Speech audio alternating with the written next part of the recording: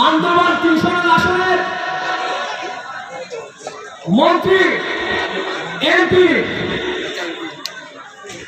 বর্তমানের প্রধান বীর বাহাদুর এবং বীর বাহাদুরের সহকর্মী মেলাপ্রো বীর বাহাদুরের সহযোগী আওয়ামী লীগের সভাপতি কেশরাজ চেয়ারম্যান আওয়ামী লীগের সেক্রেটারি লক্ষ্মীপদ আওয়ামী লীগের জয়েন্ট সেক্রেটারি মোদাম্মদ হক বাহাদুর পৌর আওয়ামী লীগের সভাপতি অমর কান্তি দাস পৌর আওয়ামী লীগের সাধারণ সম্পাদক শামসু সহ অসংখ্য নেতা কর্মী এই বান্দরবান থেকে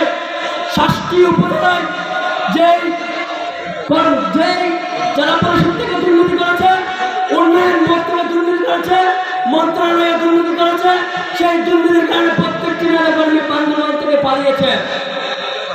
আজকে তারা যদি দুর্নীতি না করত, তারা যদি ভালো মানুষ হতো, তারা যদি গরিব দুঃখীর তারা যদি মেঘ না পেত, তারা যদি চাকরি দেওয়ার নাম দিয়ে